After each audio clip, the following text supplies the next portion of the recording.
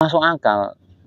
Di perjalanan nggak ada yang mijit, nggak ada yang ngobatin, nggak ada. Secara mata itu nggak bisa dilihat, dan nggak merasakan juga nggak ada yang mijit, nggak ada. Pokoknya perjalanan begitu nggak tahu hilangnya. Menjalani amalia aja, semuanya hilang. Beban yang ada dalam badan, beban yang susah itu dipahami. Sebelumnya udah sempet dibantu, ditolong, diobati sama teman-teman. Sebelum menjalankan amalia, ya udah diobati. Belum sampai sembuh benar-benar, atau malah tambah sakit. Malah tambah parah. Diobati malah tambah sakit. Setelah perjalanan ngedan itu kok bisa hilang sampai ke sini tuh, hilang semuanya total, udah nggak ingat itu. Nggak ingat sakitnya kemana, nggak tahu, semuanya Allah yang ngasih sakit pada kita. Ya itu harus diterima dengan ikhlas, pelajaran yang sangat nyata dan merasakan sendiri saya itu. Ibaratnya semua beban apapun itu, semua saudara kita biar tambah semangat. Itu nyata yang saya rasakan. Sakitnya itu saya nggak bisa bayangin, dan rasa hilangnya sakit itu juga saya tidak bisa bayangin kenapa kok bisa begini. Semuanya kalau emang punya Allah, harus kembalikan ke Allah. Seperti beban kita di dunia, punya istri, punya anak, dititipin anak dan istri itu juga aslinya punya Allah, bukan punya kita. Kita nggak punya apa-apa. Sedangkan kalau kembali ke diri kita semata, jasad pun ini aslinya juga punya Allah, kita nggak punya. Lah kalau nurutin ego, ya ini punya kita. Enggak, ini punya Allah, badan kita sendiri ini, semuanya. Kita tinggal ngikutin dari Allah yang menuntun ke badan kita. Dari lewat hati yang paling murni, yang paling dalam, itulah yang harus diikuti. Jangan mengikuti hawa-hawa nafsu.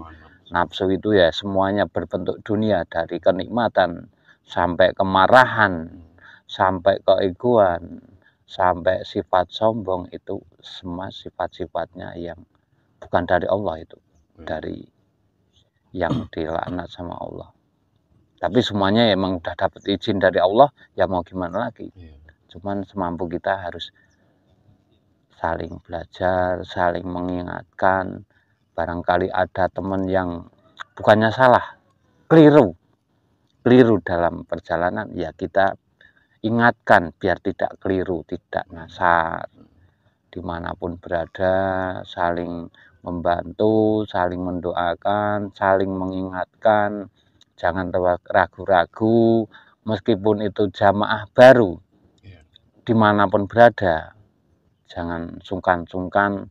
Kalau emang pimpinannya itu, ibaratnya ketuanya kok kurang pas, kita ngomong aja secara terbuka. Banyak saudara juga bisa saling sharing. Emang pemahamannya baru segitu, ya ngomong aja. Nanti lama-lama semuanya ibaratnya kayak pemahaman itu nanti bisa berkembang dengan sendirinya, karena langsung dari Allah.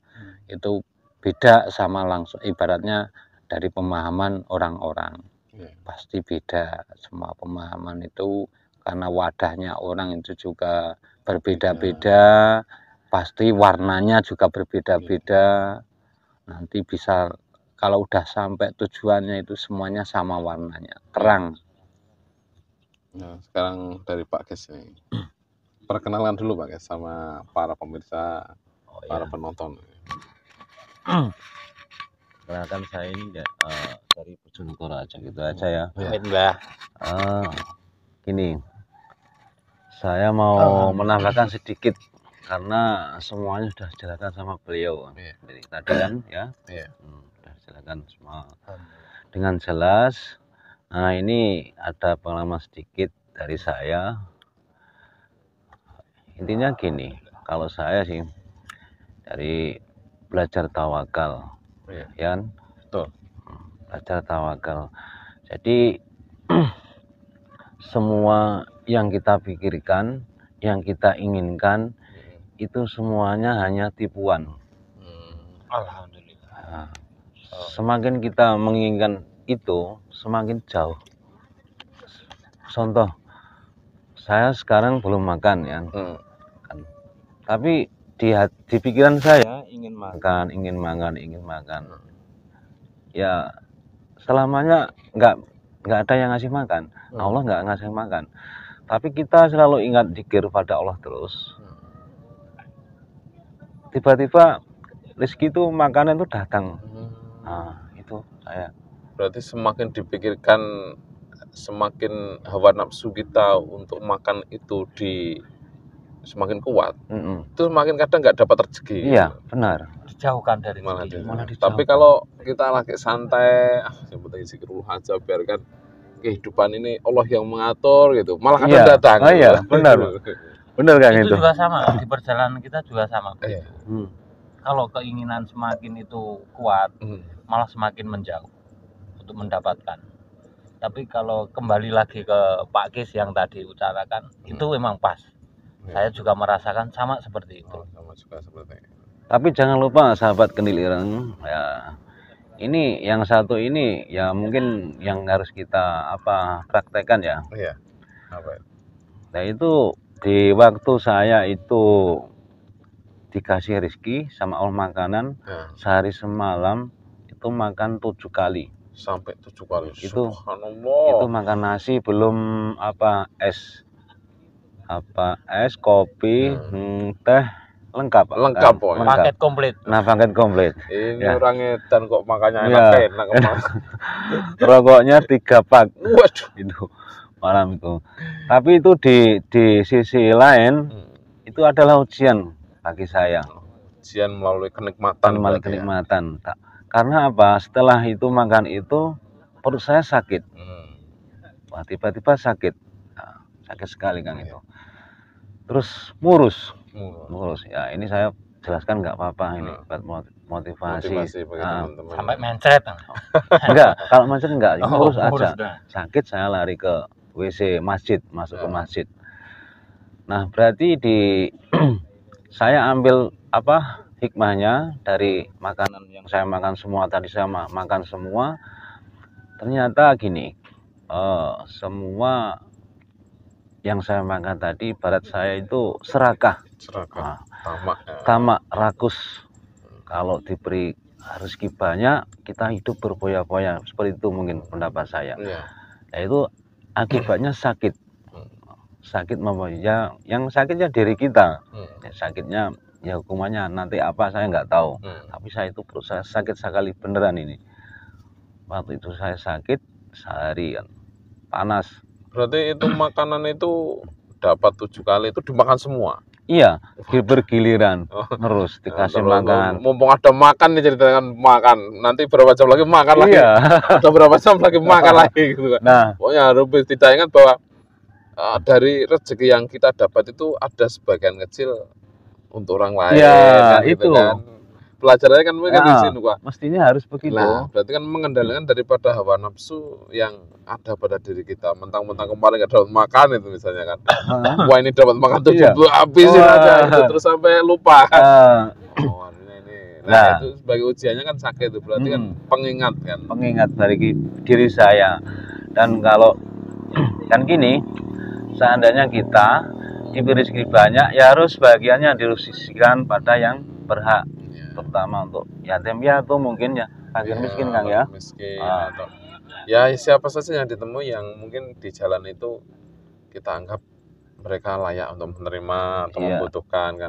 Benar. Minimal kalau seandainya tidak menemukan seseorang, kita taruh saja di tanah, dibuka, diniatkan bahwa ini adalah sedekah daripada makhluk lain, mungkin ada kucing, ada cacing, semut yang mau makan kan seperti itu kan. Benar. Nah, karena pada dasarnya kita menjalani amal yang edan itu untuk menepis, untuk mengikis ego hawa nafsu yang ada pada diri kita. Yang akan bertawakal kepada Allah. Tetapi dalam sebuah perjalanan itu kadang kita diuji sama kelaparan, kadang diuji dengan kenikmatan itu kan. Itu kan pasti kan. Kalau lapar mungkin banyak yang lolos ya. Sabar bukan nggak punya apa-apa ya sabar aja kan.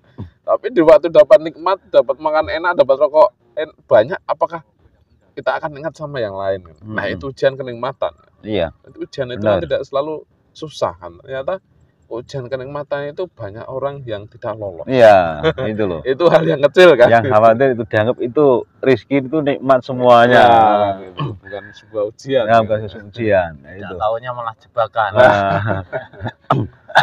Jadi misal kalau bicara tentang tawakal, kalau bicara aja saya pikir itu gimana? Mudah kan? Iya. Menyampaikannya mudah kan, tawakal.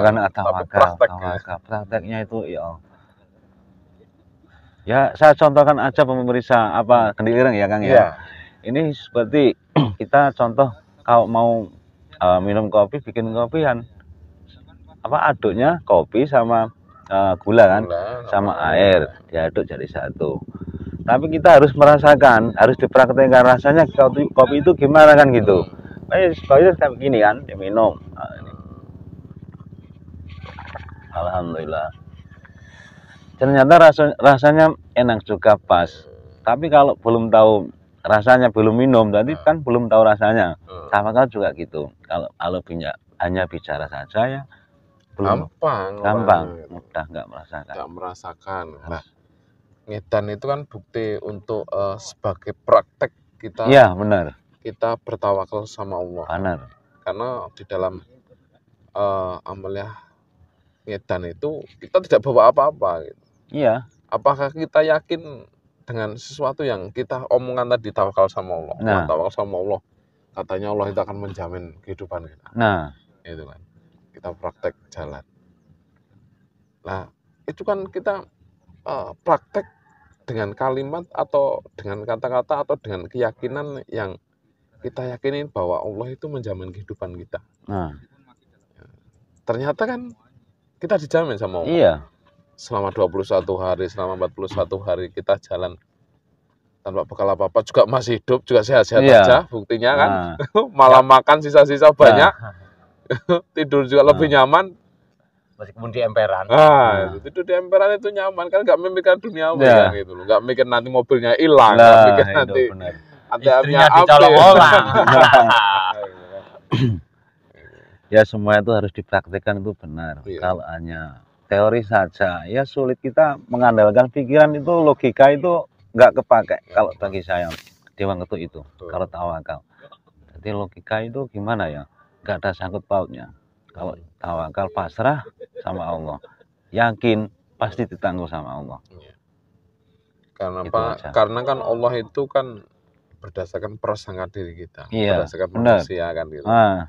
Makanya kalau kita bersangka baik sama Allah, kita meyakini bahwa Allah itu akan menjamin kita, ya kita akan dijamin. Iya. Tapi kalau perasaan kita, waduh ini kok gimana, udah 5 hari nggak makan ini, gitu kan. Akhirnya kan muncul keraguan, kadang diuji seperti itu. Ya, intinya kita sih jangan mengeluh gitu aja. Dinikmati aja. Karena hidup kita itu kan perjalanan hanya sebentar, dinikmati gitu. Kita itu orang surga, besok akan kembali ke surga. Betul. Jangan sampai tersesat. Benar ini. Nanti malah tersesat ke neraka. Salah kan? Alamatnya salah kan? Salah. Udah gitu aja pengalaman sedikit dari saya, menambahkan dari beliau tadi, karena semuanya sudah dijelaskan Kang ya, sama beliau ini. Kalau Pak Basir nggak dapat makan berapa hari? Alhamdulillah telat-telatnya itu sehari sekali. Ya nggak dapat nasi tapi kan dapat kue. Nggak dapat nasi dapat kue, ya sama aja, itu udah makanan. Meskipun itu tidak berbentuk nasi ya sama aja udah dapat makanan. Nggak ada, alhamdulillah Allah menjamin semuanya. Dari segi makanan, dari segi rokok, dari segi minum. Kadang-kadang meskipun itu minumnya itu cuman air keran, tapi nikmatnya luar biasa. Tapi semuanya itu nikmatnya sama. Sama yang dikasih sama orang sama. Ya meskipun itu air keran masjid. Ya prosesnya kan pembekalannya kalau emang terpaksa minum air masjid juga nggak apa-apa. Orang itu juga udah buat semuanya. Semua orang Islam. Nggak orang Islam aja, aslinya semuanya, semua umat. Barangkali emang bener-bener haus. Mampir ke masjid, itu kan masjidnya kan katanya rumah Allah. ya kembali lagi ke Allah. Ya kalau nggak kuat itu, kalau emang masih yakin untuk diminta dikasih sama Allah lewat orang, ya monggo, itu kan ibaratnya tergantung kapasitas masing-masing. Yang namanya ibaratnya murninya hati itu tidak sama, kekuatan tekad hati tidak sama.